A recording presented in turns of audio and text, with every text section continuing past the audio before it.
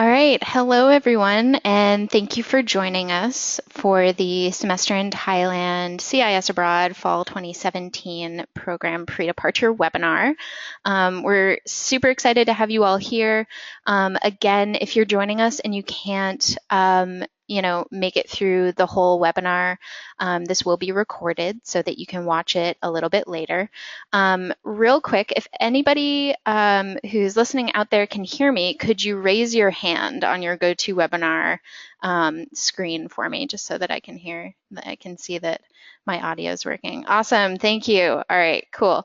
Also, what you'll notice is that on your GoToWebinar screen, there is a questions function.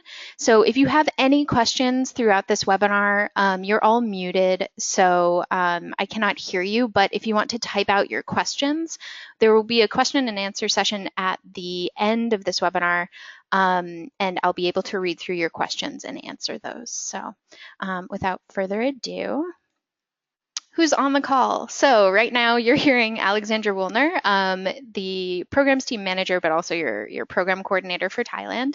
And we also have joining us from the airport, thank you so much, David Jackson, your Thailand country director, and I'll let you introduce yourself. Yeah, hi guys. So as you can see there, I'm originally from the UK, but I lived in the US for about 6 years. I went to university there at CU Boulder, but I've now been living in Thailand for almost 14 years. This is my home, and super excited to have you here. We're going to have an awesome program for you guys. Thailand is an amazing, amazing country. I absolutely love the people, the food, the excursions we have planned for you. And everybody that comes on the program absolutely loves Thailand, so it's definitely going to be a life-changing experience. So yeah, excited to see you all pretty soon now. Thank you. And then who is not on the call, but who you will, see and meet and interact with on the program, we have some additional CIS Abroad on-site staff. So David, maybe if you can introduce Yaya and then the others. Yeah, so as Alex said before, I'm actually the country director for Thailand. So while this is one of my very important programs, I do run other programs, including in Chiang Mai and other locations. So we also have other staff who are in Bangkok with you guys at the same time. One of those staff is Yaya. He works with the Ministry of Foreign Affairs full-time and then helps out with the program on the weekends. And he definitely loves sort of connecting to you guys, becoming friends and sort of helping you out on the excursions and again, connecting you to Thai culture and some of the amazing stuff we do here. And some of the other stuff too is Chu, Yo, and Dengmu, and they'll be helping us out on the excursions and the different trips we do throughout the semester. And all of them are available to help answer your questions or connect to you or just generally around to sort of help you out with whatever you might need while you're here. Yeah, and as I mentioned, you will meet all of these people on site, so you'll get, a more thorough introduction. But I just wanted to, show you their faces and have David kind of introduce them briefly before you go, so that when you meet them, you kind of already know. So, David, thank you so much for joining us. David actually has to catch a flight right now, so we're gonna say bye to you. But again, thanks so much for joining the call and introducing yourself. And obviously, if any of you have additional questions as we get a little bit closer to your departure date, I will be available, and David will connect with you on site. So thanks, David. Sure, and the other thing too is definitely add yourself to the CIS Facebook group. Yes.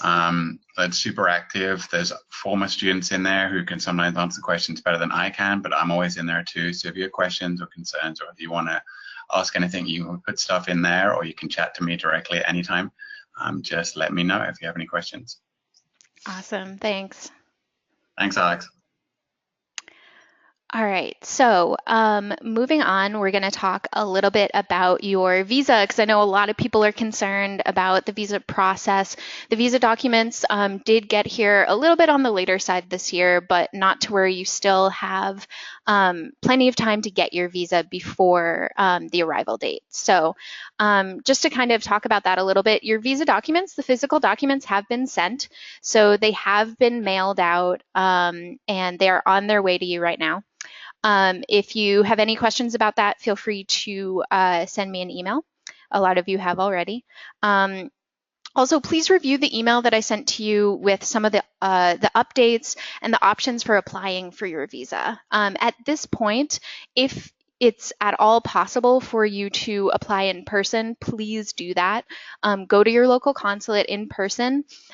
Sometimes some of the local consulates can actually do same day or next day processing, and it's for at least the ones that I have seen online, it does not appear to be any additional fees. So it'll be about $80 to get your single entry visa. And then you will be able to extend that on site. You'll also be able to add multiple entries on site. And before I get into multi versus single entry visa and the differences between them there, if you're unsure of your closest consulate, I know it sounds kind of silly, but Google it. I was just speaking with someone yesterday on the phone, and we realized that she was initially going to mail in all of her visa documents because she didn't believe that there was a consulate close to her, but it just kind of dinged in my head. I thought that I had seen online that there was a consulate actually in the city where she was, and there is. So if you're not sure, if you're close to a big city in your state, just double check before you mail in those documents. If you are mailing in your documents, this is the timeline that I have experienced in the past. It may fluctuate, but this is over the past, 3 years that I've done this. This is the approximate timeline that students get their passports back with the visa in them.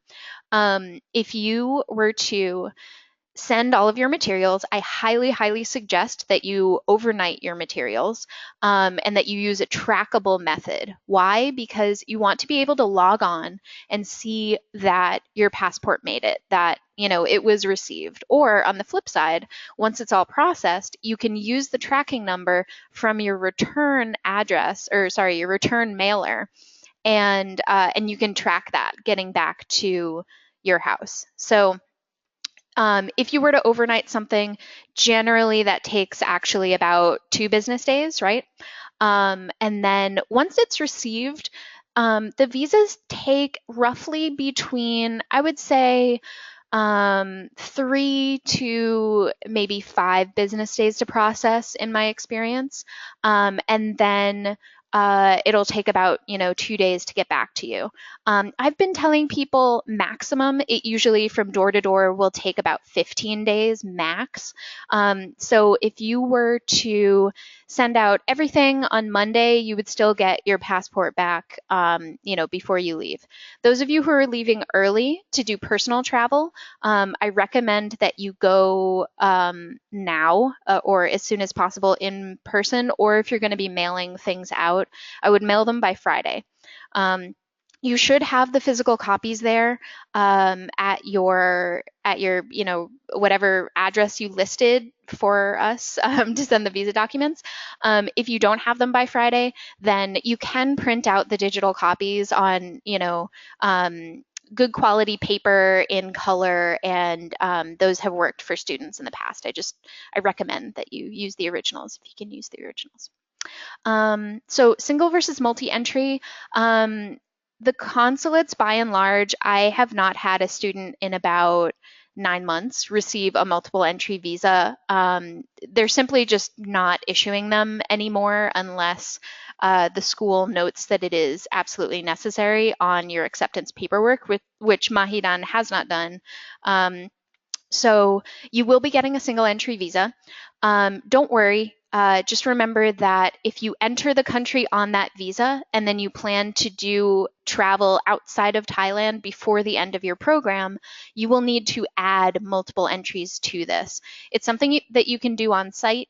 you can go to the local immigration office, and David will go with you to help you out with this, or you can go on your own as well, but we always offer that. And then you can add multiple entries for a fee. And then in addition to that, your visa will last you 90 days. I don't know why they don't issue visas that are longer than 90 days because your program will last you longer than 90 days. However, you will be able to extend it on site. So David will go over that with you at orientation in more depth, but I just didn't want anybody to panic about single entries or your 90-day validity.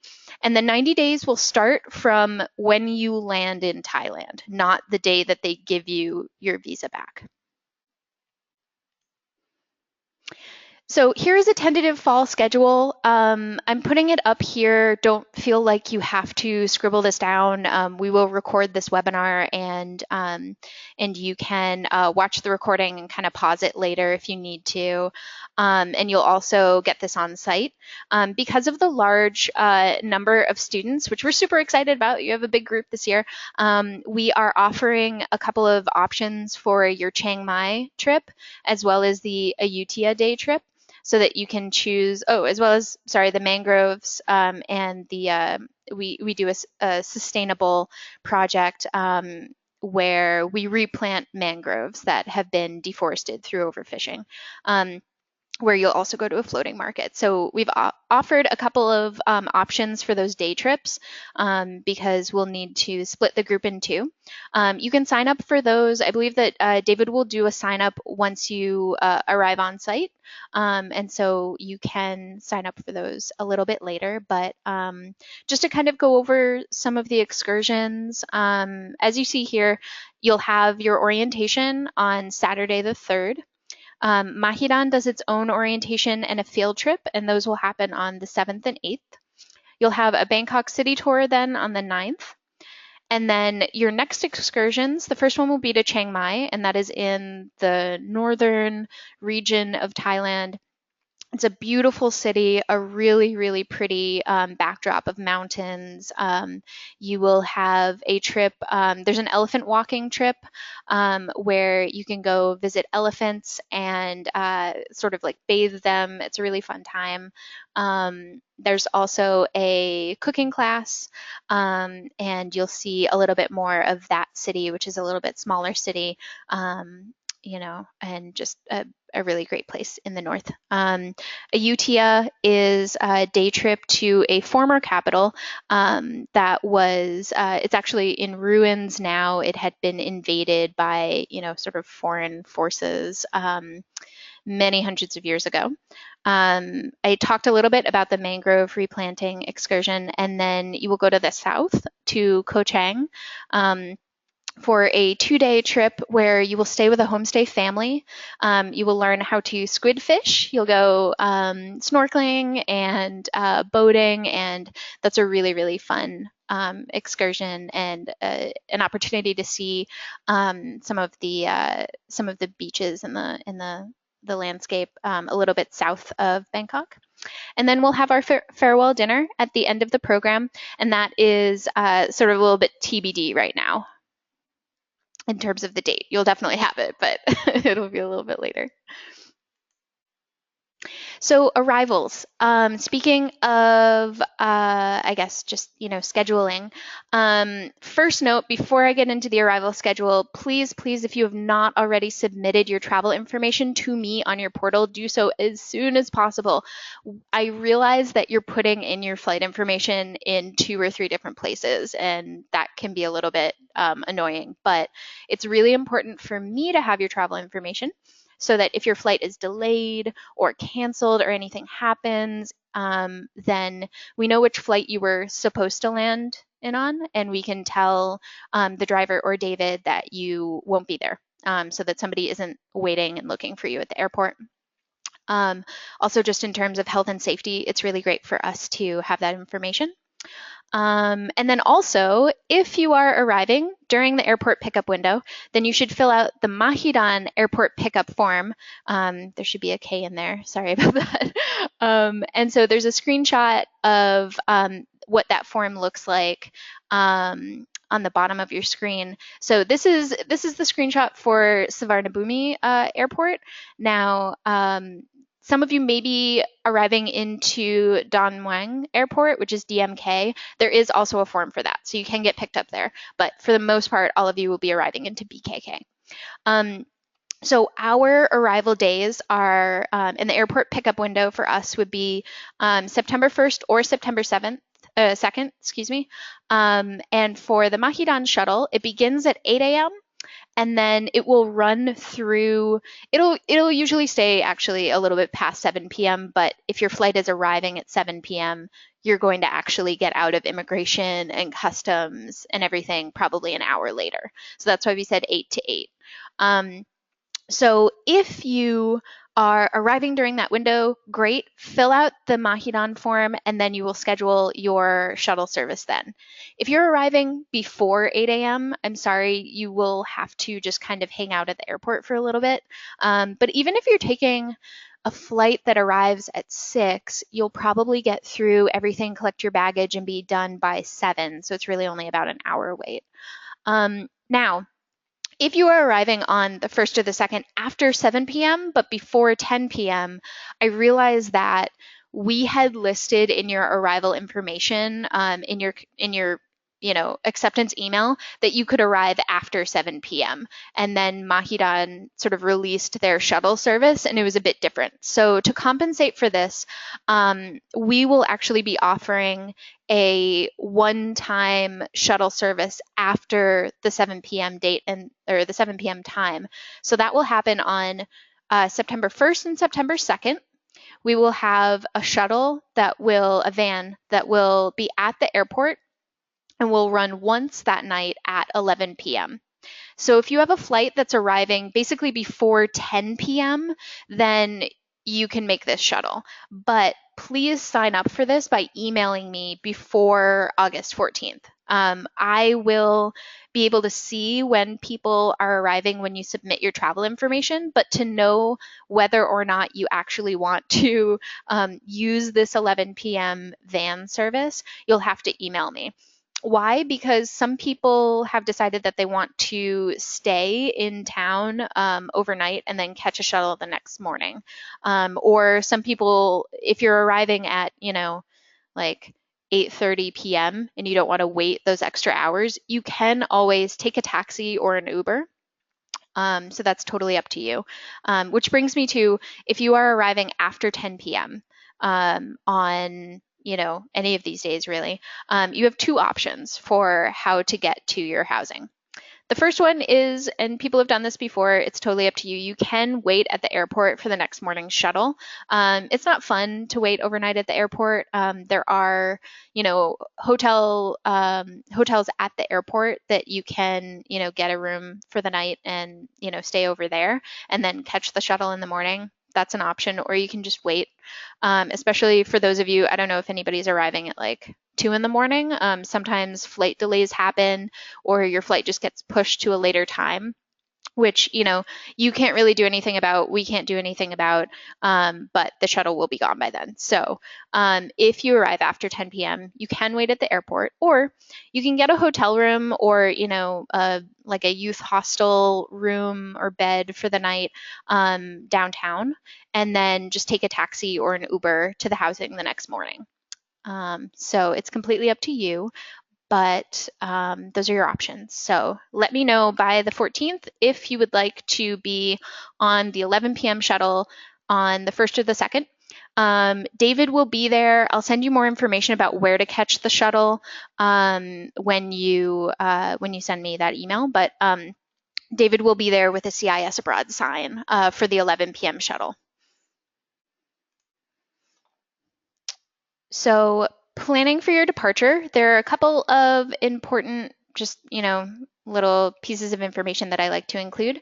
So I will be sending everybody a pre-arrival sheet, which will have important contact information, an emergency card, information about your airport pickup service again, and then what to do if your flight is canceled or delayed. So this does happen. People will think that they're arriving in at 8 p.m. and they're all set, and then, your connection flight in Tokyo gets delayed and you're unable to arrive until 3 a.m. Don't panic. Print out your pre-arrival sheet that I'm going to be emailing to you. Carry that with you onto the plane. Also carry your travel itinerary with you onto the plane. These flights can sometimes take about 2 days to get you over to Thailand, given all of the stops you're going to take. You're going to be really tired. You're going to be a little bit out of it. So just having something in front of you on a piece of paper is, I think, super, super crucial. Um, Other things to carry with you on the plane would be copies of your passport, obviously your passport itself, your visa, your credit and ATM cards, your flight information, as I mentioned, emergency contact information, and the pre-arrival instructions. Also, bring a change of clothing. I can't tell you how many times students have arrived and their bags decided to take another flight and they are without a change of clothing in a new place. So bring an extra t-shirt, undies, flip-flops, just like pack those in your carry-on so that you have them just in case. Um, and then Oh, also, if your flight is canceled or delayed, I will give you this information in your pre-arrival packet, but there is a CISabroad emergency telephone number. It is a 24-hour number, and I'll give that to you a little bit later on this webinar. But please feel free to call that and let us know that your flight is delayed and what your new flight would be, especially if it's canceled and you have a new flight number. Give us a call. It's also it is an iPhone that one of our staff members carries in rotation, so you can also send a text message. But if it's the middle of the night, it's really best to call it so that the staff member will hear it. Let's see. Also important to bring on the plane with you are any prescription medications. I sent out an email about prescription medication in Thailand. Basically, the top things that I want you to remember are keep it in whatever packaging you got it in. So whatever it came in from the pharmacy, keep it in that bottle or that packaging. Make sure that your name is either on it or you have some sort of documentation with your name on it to prove that this prescription belongs to you. Remember to carry it on the plane with you. Again, if your baggage decides to take another flight and you normally take a medication, on a set timed basis, then you want to be able to have access to that. Also, some medication just is not available in Thailand in the way that it is in the US. I mentioned that some medications are prohibited, so if you are taking any of those, feel free to check in with me after the webinar about that. And then finally, remember that you're going to be jet lagged. You're going to be tired. Your body is still going to be on US time, so if you do take a medication at a set time of day, remember to take that in an interval that your body is used to. So count the hours and make sure that you're doing that. Also, stay hydrated. Take it easy your first couple days. Don't go too crazy running around or anything like that, and just kind of let your body adjust. So packing, a lot of students ask me, what should I pack? And then they admit that they overpacked once they get on site. So remember, the less that you pack now, the more you can bring back later because you'll have more space. Other people have packed a spare bag into their bag so that you'll have extra room when you get back. I don't think that's necessary to do, but it is something that students have done in the past. Also, double check your airline weight limits. Super important to do that. If you go over, it can be hundreds of dollars that you'd have to pay in overweight charges. And then finally, leave your valuables at home. Expensive jewelry, things that you would be just heartbroken if you lost. It's really fine for the semester to leave that at home because you don't know, it might get lost or stolen. So I always recommend anything that is invaluable to you, consider not bringing with you. And we'll talk a little bit about what clothing to pack. Here on this slide. So a lot of students ask me about the uniforms. I did send out the uniform policy to everybody in one of my pre-departure emails. So this is a picture of what the standard uniform looks like.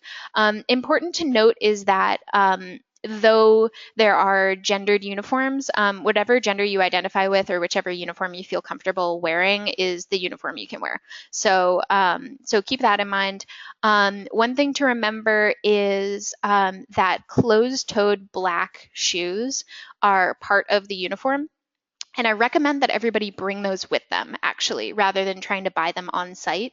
Apart from that, and maybe a white button-down short sleeve shirt for picture day, but everything else you can buy on site. And it's going to be between maybe $3 to maximum like $10 per item on site. So it's going to be very inexpensive rather than packing this or trying to fit to the standards. You can get the belt, you can get the pin, the lanyard you'll be given to hold your ID card, all of that.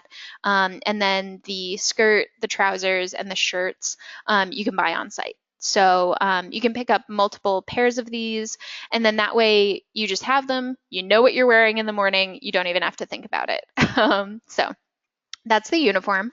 Laundry is available on site. There are coin-operated laundry machines. There are a couple of them. They're not huge and they're not great. I recommend watching your laundry while you do it. However, in Thailand, there are also laundry services everywhere where um, you can have your laundry weighed by the kilo, and somebody will do your laundry for you and then dry it and fold it. They usually hang dry it, and then they'll fold it for you and give it back to you for a price. So a lot of students find that to be very convenient. The attendance policy at Mahidan is super important. Um, I know that some of you may come from schools where you have huge lecture halls full of like hundreds of people, and if you miss one, it's really not a big deal. But here there are smaller classes, and people take notice if you do skip a class or if you miss a class. So if you need to miss a class, talk with your professor ahead of time. I believe that only 3 are allowed before it starts affecting your grade. So just please be aware of that. Remember it is really important for you to be attending classes. And if you're having any problems with your classes or the academics, talk to David, talk to me, talk to somebody about it so that we can try to help you out and get you any sort of additional services you might need. Sheets, towels, and bedding will be provided. However, and I'll talk about this a little bit more in the housing section, but traditionally it's very, very hot in Thailand. Most people will sleep without the air conditioning on and just with like a fan. And so the sheets are going to be thinner than you're used to if you're used to sleeping under like a big fluffy comforter. You'll have a blanket that sort of resembles like a huge terry cloth towel. And that's pretty much it. But bedding is included, so you don't have to bring it with you. The internet and the Wi-Fi is really pretty available, in a lot of different places, definitely on campus and in your housing, but the Wi-Fi is not going to be as strong as it is in the US. It's very difficult to stream things like Netflix, Pandora.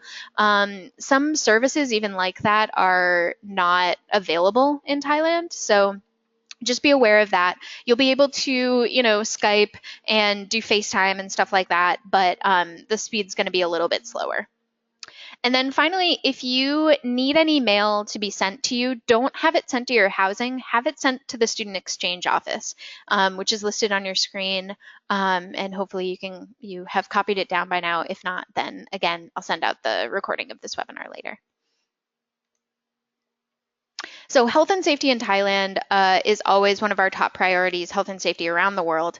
And so I just wanted to touch base with you a little bit and talk about, some of the factors that are, of interest in Thailand.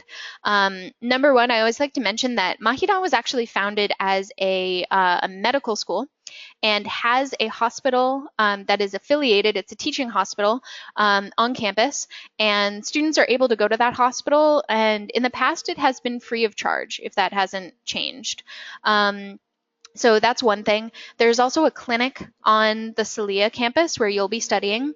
And so that clinic is open to all students. So if you have a headache, if you have a bug bite that, maybe is hurting you a lot or something like that, then you can go there for sort of the bumps and bruises or the basic cold. And then if it's something more serious, then you would be referred to the hospital. But we do have those on site for you. I highly recommend signing up for the STEP program. So that's through our US State Department. So you can go there at step.state.gov and sign up. It's basically a way to just get email updates and sometimes text updates from the State Department, and so that they know which US citizens are where in the world. If you're not a US citizen and you're traveling on this program, you can also look into your own State Department's website for more information for similar programs. And then in terms of CIS Abroad, what we have in place on site are our wonderful on-site staff who are available 24/7. If you have an issue, please do not hesitate to contact David in the middle of the night if it is an emergency. If it's not an emergency, I ask that you not wake him up. But if something's going on and you need help, call David. Don't Facebook message him. Don't text him because he might not wake up. But call him. We also have a US-based emergency line. I always recommend that you obviously go to your on-site staff first because they're in country with you and can help you, on a better timeline. But our US-based staff emergency number is on the screen. Feel free to copy that down now, but I'll also be sending it out to you in your pre-arrival instructions as well. And so that is a US-based staff member who is available 24/7. We do have health insurance for you that is included in your program cost. So that's international health insurance through CISI, the details of which are on your portal. And a lot of you have asked me if you need to complete the form on your portal and submit that. No, you do not. That form is only it's a claim form. So if you get sick, if you get injured on site, then you would fill out that claim form and then you would submit it for reimbursement. That's how our health insurance works. And David can go over more of that with you on site. We also have an evacuation plan. We've never had to evacuate our program, but in the event of a natural disaster or something like that, we do have an evacuation plan in place. We will also be giving you local SIM cards and a local cell phone if you choose to take that cell phone. I also recommend if you're going to bring a cell phone with you to Thailand, have it unlocked before you go. So call your provider. Ask them, for example, how much would it be to have unlimited texting while you're abroad? Or how much would it be to have, XYZ data? You'll usually find that it's a little bit expensive. What we will provide you with is a SIM card that will have a local cell phone number. So you can give it to your Thai buddy and your other friends on site so that they can call you, and it'll be preloaded with some credit. And you can top it up later, but we'll also give you a top up midway through the semester. And so you can talk and you can text on that. It does not have data, but it is possible to add data later. So just be aware of that, especially when we have students who already have a cell phone on site. We recommend just waiting for the SIM card that we provide you and keeping that on you in case of emergency so that we can contact you. And then finally, please use common sense. In situations where you're out and about in the city, if you wouldn't do it at home, please don't do it in Thailand. is my general rule of thumb. Please, if you are of age to imbibe alcohol in Thailand, do so very responsibly. I would say that 97% of all of the incidents that we deal with on site are related to alcohol consumption. So, please be respectful of other people on the program. Do not drink to excess. Be respectful of yourself and your own body and take care of it. And just make sure that, you're not adding to any additional risk that may be involved in any kind of activities. Also, and David will go, over this more on site, but any kind of drug use is strictly prohibited on this program. No drugs are legal in Thailand that are illegal in the US, so be aware of that. We take that very, very seriously. Motorcycles and traffic are also a big concern for us. Traffic moves, it circulates on the opposite side of the road. So drivers will be on the left as opposed to the right in the US. Most people are going to be unfamiliar with that. So just remember, I know it sounds silly, but look both ways before you cross a road. Also, from my personal experience, just anecdotally, it sort of seemed as though traffic signals, traffic signs were more of a suggestion than a general rule. So, you know, even though you may be in a crosswalk, please give the cars and the motorized vehicles the right of way, and just be aware of your surroundings. Keep an eye out for motorbikes that can sometimes just sort of whip around corners or down alleys. So just be very sensible about that. Also, please do not ride on motorbike taxis. We'll go over this more in the on-site orientation, but motorbike taxis are everywhere, but we do not find them to be a safe mode of transportation. So instead, use car taxis, just traditional taxis, and please do not rent motorbikes while you're on the program. Personal travel, if you're considering personal travel outside of Bangkok on the program, we have an independent travel form that we ask you to fill out always when you're traveling outside of the city. Why? Not because we want to keep tabs on you and know exactly where you're going at all times, but because if there is a natural disaster, if there is, an event that happens elsewhere in Thailand, we want to make sure that everybody's accounted for, that we know that you weren't there, or if we see that, oh, this person was traveling, to Phuket that weekend, then we can get in contact with you to make sure that you're safe. So David will be posting that on the Facebook page, but also he'll be distributing that. It's a quick, 2-minute form that you have to fill out. So we really appreciate your cooperation with that. So getting into the housing, these are the two housing options. I've already really talked to you about the differences between them, but I just want to let you know that if you put down Bonswan as your first choice, you will be at Bonswan. If you put down Bundit as your first choice, you will be at Bundit. So your housing assignments will be given to you on site. I do not have your room numbers, but you will find that out on site. Also, good to know, this is Thailand where you're going. There are going to be bugs. There are going to be little critters. It's a tropical environment, so sometimes you'll open up your door and magically there is a gecko on your wall, or mosquitoes are pretty much everywhere. There are going to be little bugs. I definitely recommend to try to avoid, these situations. Close your windows. If you have a screen on your window, if the screens have holes in them, then just close that window. Try to not leave them open for too long, especially at night. Also really important, you will have AC in all of your rooms. Please shut it off when you leave the room. Otherwise, it leads to super high overages charges for your electricity.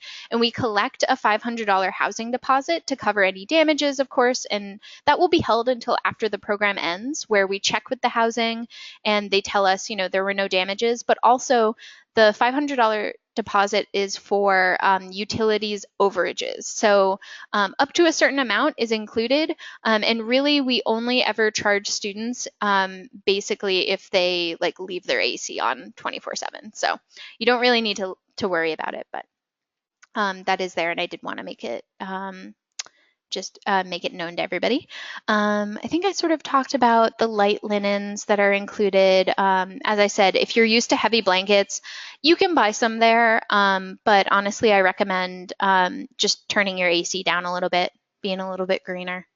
There is no space available for cooking food. You will have a mini fridge and a microwave, so you can reheat things. You can, make ramen and snacks. You can have some like milk and cereal in the morning. So, kind of light meals you're available are or you're is possible for you to cook for yourself, but in terms of like if you wanted to cook a full dinner, we do not have like a range top available for you. However, if you're interested, there are culinary arts courses that you can sign up for. So moving on, I just wanted to show you a couple pictures of the housing. These are some shots from a room in Bonswan. As I've mentioned to you, the Bonswan rooms vary a lot. The Bundit ones really don't, but you'll see in Bonswan that there are differences in the decor. This one had a moose theme in this room. They're a little bit quirkier. Bonswan is very close to my heart. The owners are super, super sweet people, and so I think you'll like Bonswan a lot. Bundit is very sleek, very new. You've got a pool on the roof. You've got flat screen TVs. This is what Bundit looks like. These are the addresses for both of the housing options as well. The previous photos were of a single in Bonswan, and this is a double in Bundit. But as you know, there are singles and doubles in both locations. You can kind of see the smaller fridge in this photo. They're not super mini, but they're also not a full-size fridge. So wrapping up, just in time to sort of do some questions, I just wanted to remind you again, please check out the CIS Abroad Thailand Facebook page if you have not joined it already. It's a great place to ask questions, see some student photos and student videos that we have posted up there, and David's always up there posting new things. So. And now we have come to the end of our webinar where you get to ask me questions. So if you have any questions at all, please feel free to submit them now. I'm going to scroll over. It looks like somebody already has asked some. So let me see here. All right. So first question is, we got a lot. Okay. Can we use a different consulate than the one we had signed up for on the portal? Yes, you can. The consulate that you originally put down, we really just wanted that so that we could address the letters to that consulate. Now, if you decided to go to another one, I've never had a student have any issue with that. Just make sure that you have either permanent residency status in a state that consulate has jurisdiction over, or, and that can be either because you live there permanently or because your university is located there. Usually if you go to school in that state, it's considered, residency status. Let's see. I already answered that one. You do not need to bring sheets. Should I bring my laptop? Yes. You should definitely bring a laptop or a device to type out papers on. There are computer labs, so you'll have access to those, but if you have the ability to bring your laptop, yes, do that, definitely. What do we do if none of our classes are listed? Good question. So right now, as I'm sure you've all have noticed, there are no classes listed on the fall schedule right now. It's being updated. I know it's frustrating, especially because I sent out your pre-registration forms already. They aren't due for a while, so you've still got a week or two to complete those. The courses will be added slowly. I'm hoping that by the end of the week we'll have some up there, but I've already been in touch with Mahiran and they're just slowly adding the courses. If the courses have been updated on that schedule and then a course that you wanted is still not listed, still put it down on your schedule. You can just leave the times blank and the final dates blank. Actually, the final exam schedule may not be online before we have to submit these. So in that case, please, please, please list alternative courses. This is why we asked you to put down at least 8 courses for your selections at the beginning of this process. We can't 100% guarantee that every single course online is going to run. Things can happen. A professor can need to take an immediate leave of absence. There might be, a timing clash between 2 courses that you need. So having an alternative is really important. So list those alternatives in the alternative section. And then, do you need to purchase books for your classes? You may need to purchase some books on site, but don't worry about having to purchase any before you go. Those will all be available on site. Can anyone stay in our apartments with us? So you cannot have overnight guests. However, you can totally have people come up and hang out in your rooms. You don't have to exclusively stay in your own rooms. You can go and hang out in other people's rooms if you want to. But as part of our housing policy, we do not allow non-CIS abroad participants or outside people to stay in the apartment in your room with you. That's just from a health and safety standpoint. Let's see. Okay. So this person is getting in at 2 in the morning and asking, can I take a taxi to my room or will I have to wait for somebody to unlock the room the next day? Yes. So unfortunately, the on-site staff, the front desk staff, work approximately from, I think it's 8 or 9 in the morning until about 5 or 6 p.m. So if you're arriving after that, especially at 2 in the morning, nobody's going to be there to let you in. So I would wait until the next morning to get into your housing. That'll mean staying overnight somewhere else. But email me about that. We can put you in touch with David and sort of, get a game plan for meeting up with the rest of the group and meeting up at the housing.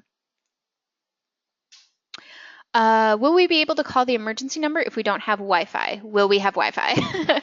Good question. You will have Wi-Fi in the housing. You will have Wi-Fi in a lot of places. One thing that I always say, if you're, for example, walking a street alone at night and you just kind of get a weird vibe, you're, not really sure. I mean, Thailand's a super safe country. Just anecdotally myself, I have walked around, streets at night in Bangkok, in Chiang Mai, in other areas and felt very safe. However, if you ever get that like kind of weird vibe and you just want to check in with someone, there are 7-Elevens on almost every corner. I mean, they're everywhere, just like the 7-Elevens we have in the States, the convenience store. And very, very often they have free Wi-Fi. So you can duck in and you can grab the free Wi-Fi or go to a McDonald's, go to a Starbucks, go to, one of those stores. At the very least, you can talk to the person who's in there if it's a 24-hour establishment. You can use their phone. But yeah, you'll have Wi-Fi in a lot of places. However, that's also why we provide you with the local cell phones. So keep them charged, keep them on you, and then you'll be able to make calls.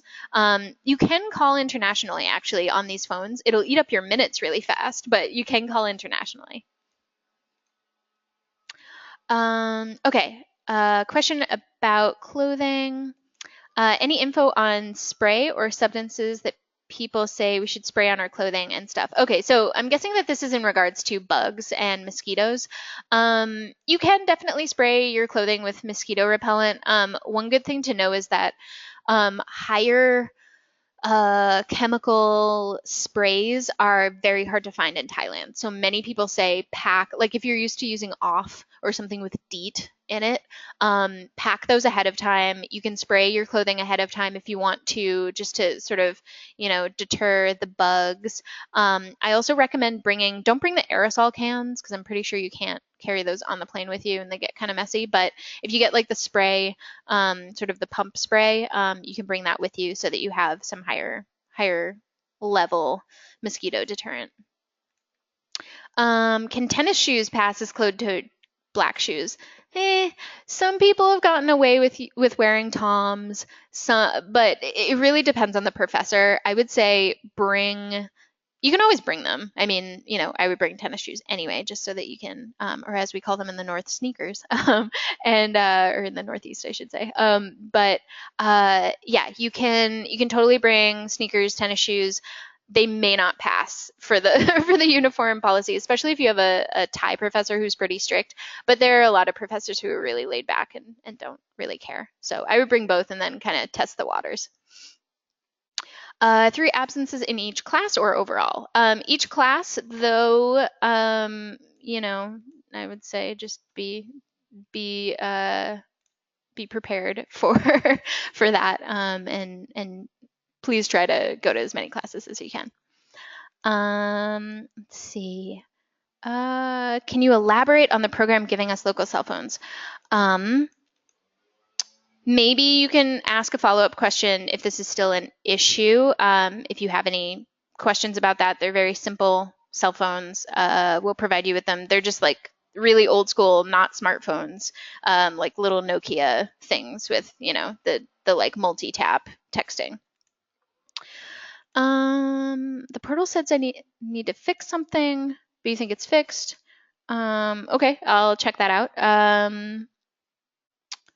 Let me see. Oh, some people are asking about turning in their course selections. So you can always email those to me, but you should also have a place on your portal where you can submit those. But feel free to just email the form when you're done with it. What's the best way to do banking in Thailand? Okay, so I recommend, first of all, thank you for bringing this up. This is super important. So when you before you leave, I recommend purchasing some Thai baht, so it's local currency, ahead of time. So that's THB. Thai baht is the abbreviation for it. You can go to your local bank and just say, "Hey, I have an account here. Could I purchase, $100, $100 in Thai baht or something like that?" I wouldn't really travel with more than that because you don't want to lose it. But it's nice to have before you land, because honestly, Thailand is very, very much a cash culture. Cash is king there. There will be ATMs. And so if you I also recommend bringing a debit card or a credit card that you can use at an ATM to withdraw money. There will be fees. There will be like, $3 to $4 fee for using the ATM. And then any fees that are associated with your debit card being used at a foreign ATM. Always, always, before you depart, super important, mark this down on your checklist, call your bank and tell them that you will be traveling in Southeast Asia. List all of the possible countries you would ever maybe go to, so that just in case you get on site and you're like, you know what, I didn't really think I was going to visit Burma, but why not? I'll take a weekend trip to Burma. And then you go and you're in Burma and suddenly your your banking card is frozen, because they've flagged it as fraudulent activity because you didn't list that country. So just be sure to do that. I think the best way, honestly, is just withdrawing cash. That's what most students do. Very few places will allow you to use a credit card. And there are usually like a 10% charge for each transaction. I also don't recommend taking out creating a local Thai bank account, because you're really not going to be there for very long, and it can be very time consuming and confusing to do so. So I would say bring a little bit of cash with you, and then use debit cards or credit cards to withdraw money. What is the Facebook page called? It is if you search CISabroad, one word, and then Thailand, it should pop up.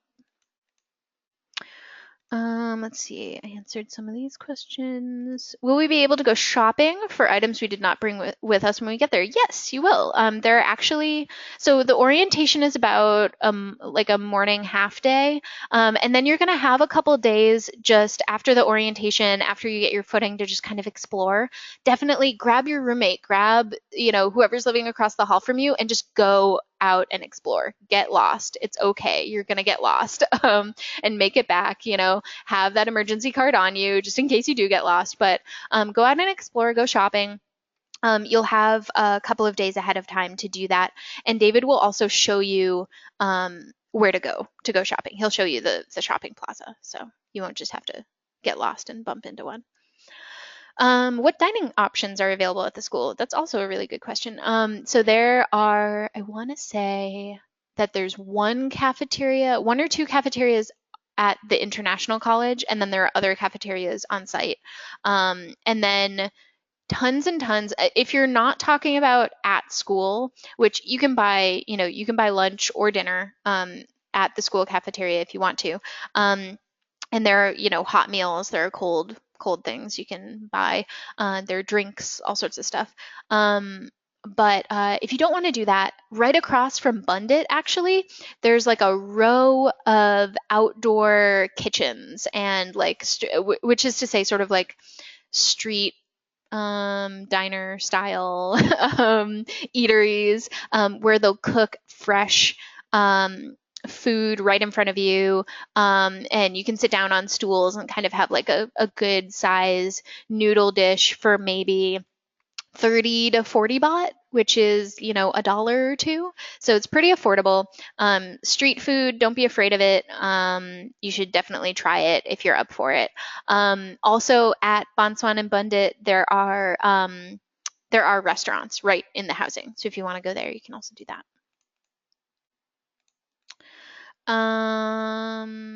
Okay, so somebody who's a bit taller is wondering if they could really fit into or find pants that would be available, or would they need to buy them ahead of time? I don't think it would be a bad idea to buy just plain black dress pants ahead of time if you're concerned about it. However, we have had students who are taller or, just like bigger people, bigger humans in the past who have been able to find garments. But yeah, I wouldn't say it's a bad idea to buy some black pants ahead of time or bring some. Are there ways for your parents to send you money? Yes, there is Western Union, so they can do a wire. It's a little bit, it's a little bit more complicated, but yes, yeah, there are possibilities for that, and you should be able to do a Western Union money order, like Google search and find locations where you can pick it up. But usually in the States, it's pretty easy. They can go to a grocery store or a bank and be able to do that. And you get a code and you'll go locally and you can pick up that money. Let me see, a couple of these already talked about. Oh, is there a specific type of adapter needed for US outlet conversion? That's a great question. Usually no. Usually the outlets look a lot like US outlets, so a lot of people do not need them. However, some of them don't have the third prong. A lot like, sorry, I think for a second some of the audio US outlets, so a lot of people do not need them. However, so let's see. I don't think that you will need it, but just in case, you can buy them on site if you do find that you don't have a plug that will work. But you can get a universal adapter, which is fine.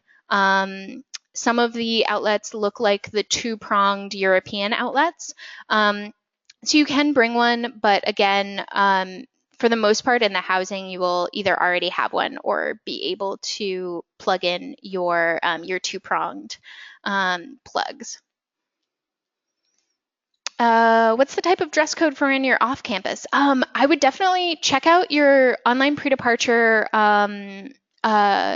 number 2 for Thailand. There's a great link about it.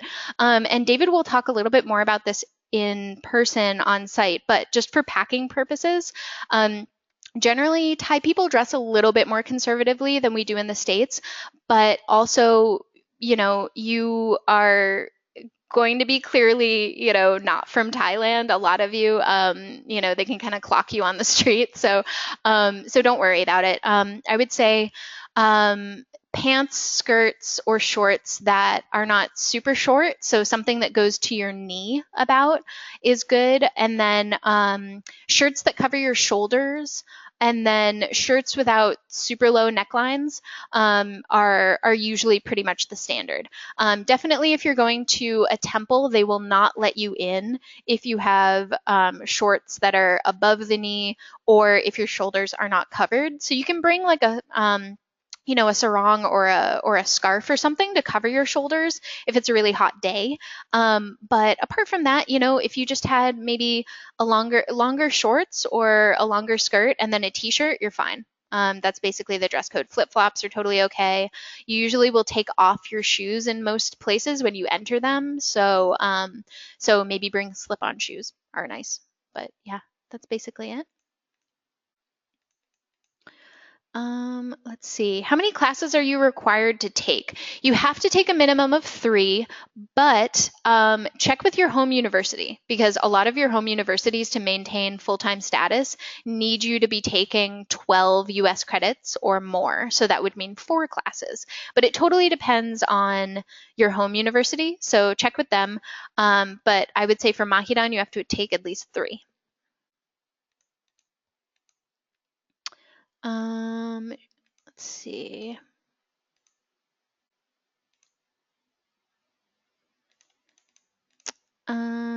Just kind of skipping through some of the ones I already mentioned. What is the overall number of students going to Thailand through CISabroad? That would be 67 students, and it's pretty much a 60-40 gender distribution, I would say. So you'll have a healthy group of people.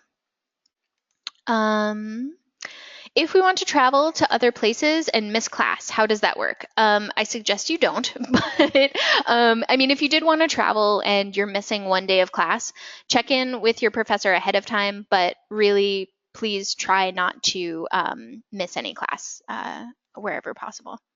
Also note that once the schedules are up, there are a lot of the classes are Monday, Wednesday, Tuesday, Thursday, or Friday. So if you do it strategically, sometimes you can get a 3-day weekend anyway. Will you need any paperwork verifying what shots you have gotten at the airport? No, you do not need any kind of medical record.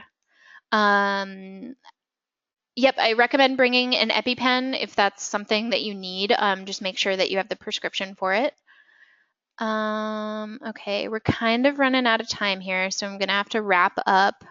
Let's see. So anybody who has other questions that I haven't answered, I think I've answered most of these, then feel free to email me about that. And let me see. All of these other questions, for the most part, are going to be answered on site. So thank you everybody for joining us. Again, I'm sorry if I didn't get to your question, but I really appreciate you joining, and I look forward to seeing you all soon. All right, bye-bye.